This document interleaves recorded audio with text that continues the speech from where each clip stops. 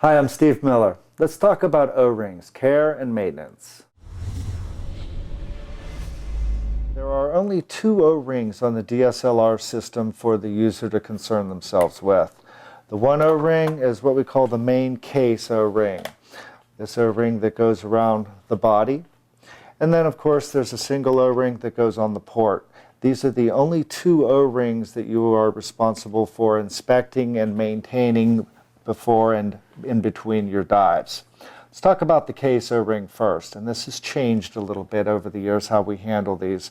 You'll frequently see photographers going like this with their O-rings, and this is because they're trying to feel the small grains of sand or salt or lint or hair that might be stuck to the O-ring or might be attached to it.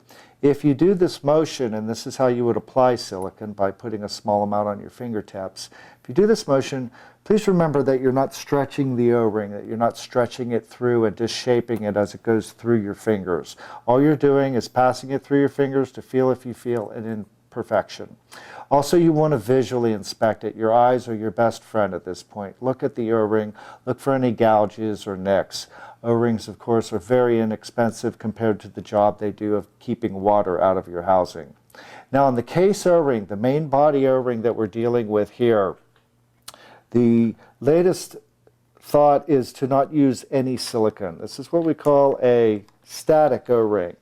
So it is not being or experiencing any movement against it. The O-ring is in place. We would prefer that you leave this O-ring dry. In other words, do not put silicone on this O-ring. What silicone does best is attract sand, salt, grit, and make things stick to this O-ring. You'll find that if you use a dry O-ring, that you have much less chance of carrying particles on that surface. So when you're assembling your housing, certainly, especially for the first day, you want to take the O-ring off, visually inspect it. Also, inspect the surfaces that it's going to seal against, both on the inside of the housing and the case itself. Make sure that there's no foreign matter there, that the whole surface is clear. From there, when the housing comes together, it'll fit nicely and it's ready to cam.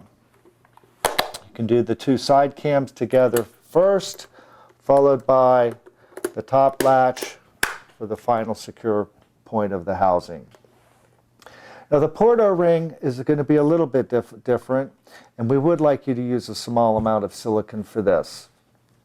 The proper way to apply silicone is an infinitesimal amount, just such a small amount that it just makes your fingers shine. And then you can do the motion of pulling the O-ring through your fingers, and at this point again I'm looking for sand or salt, anything that might feel hard to the touch, and getting rid of that so that the O-ring is clear. I am visually inspecting it. Then I will do the same thing for the seating surface of the port and the same thing for the seating surface on the housing itself. Since there is going to be some movement of the port when it slides into place, a little bit of silicone on this O-ring is recommended. When the camera is assembled inside the housing and you're ready to install the port, the simple way to do it is to make sure that it's even and that it's set properly with the rest of the housing, and then with a little bit of pressure, come around and do all 4 of your port locks. Older housing users will have a similar assembly with 2 port locks on the side versus these 4.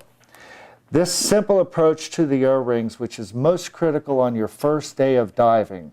If you're going in and out of the water on 2, 3, 4 dives a day, it is not necessary to take this O-ring out, clean it, re-inspect it, and put it back together on every dive.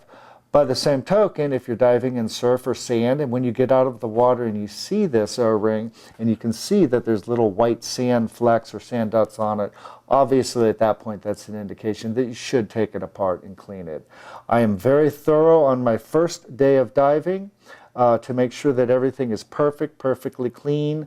Then after that I won't concern myself with it again till about halfway through the trip, and I'll take a look and see if I'm getting any kind of sand or any stuff that's building up on the outside. The nice thing about the Ikelite system is that when you're done assembling it, you can look through here to make sure that the O-ring is straight.